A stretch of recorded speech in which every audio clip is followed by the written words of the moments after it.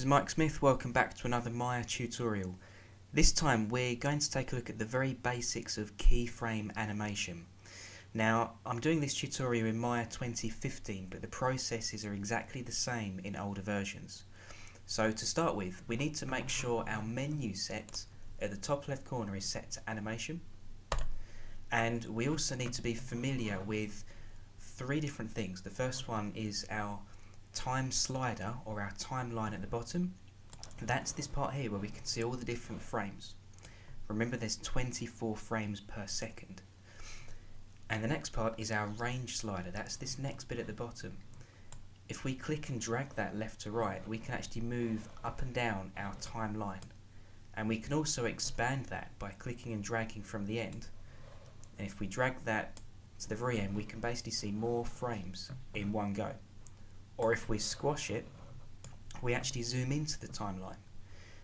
And an important thing to remember is, if you're learning animation, if you're a beginner, try to just work with maybe 2 seconds at any particular time. That's 48 frames.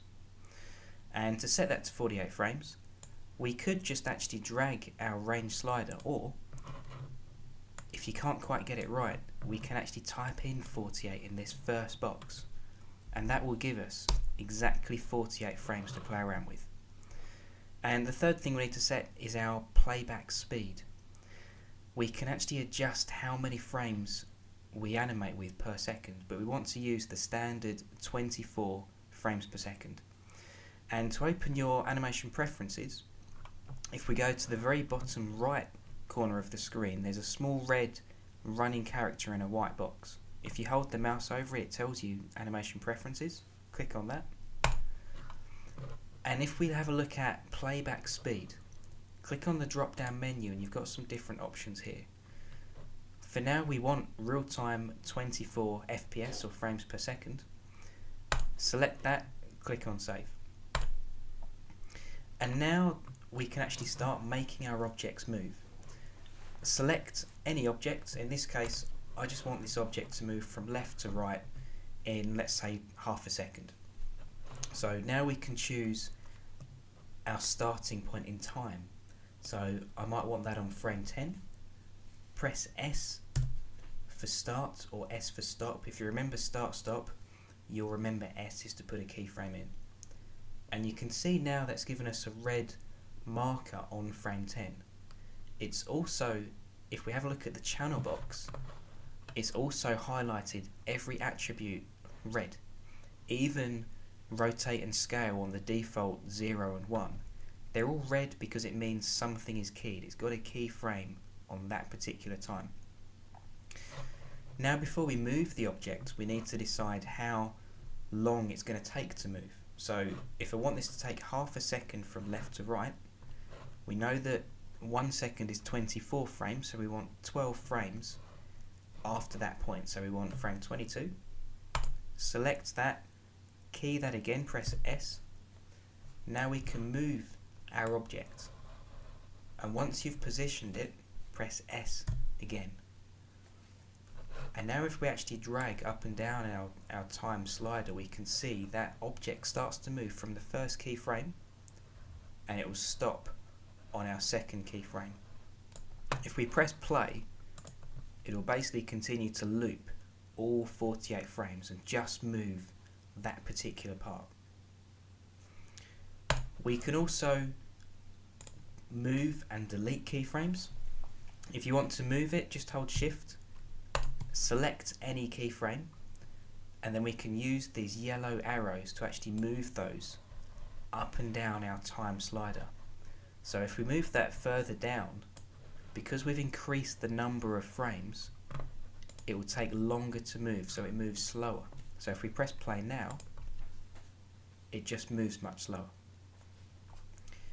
If we want to delete a keyframe, we can select it, right click, and then delete. If you want to delete multiple keyframes or everything you can see in your time slider, just double click on the time slider. It should highlight red, right click, and then delete again. And now, if we wanted to create a loop or a cycle that's going to be repeating, you need to make sure your object starts and finishes at exactly the same point. So, for example, if I want this object to move from left to right and then back to left again over 48 frames or 2 seconds, we need to key that, in this case on frame 1, so press S, and before we move it we want to key our end frame, so frame 48 in this example. That's just to ensure it doesn't jump at the end, it actually finishes in exactly the same point. Now we can choose another frame, in this case I'll choose frame 24 because it's in the middle. Press S, move your object and then press S once more. So now it starts on frame 1, it takes 1 second or 24 frames to go to the right, and then 1 whole second or another 24 frames to come back. And if we press play, that should loop quite nicely. And if you want to do any more to this, if you want to add some more movements in, you can just add keyframes.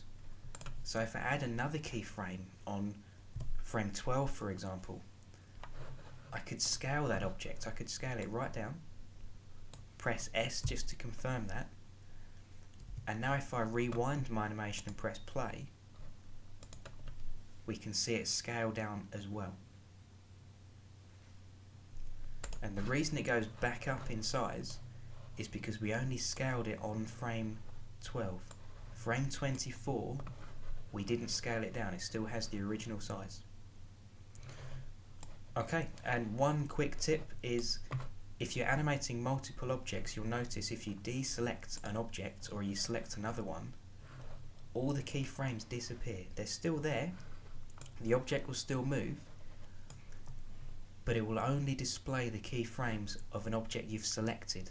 So if you want to adjust this or modify the animation, you'll need to select that to actually view your keyframes. Okay, so keep it simple. Try just with a few keyframes. Move them if you need to. If you make a mistake, try to adjust it before you move on and add more keyframes, otherwise it gets confusing. So keep practicing, try and learn something new, save it as you go along, and just make note of your progress.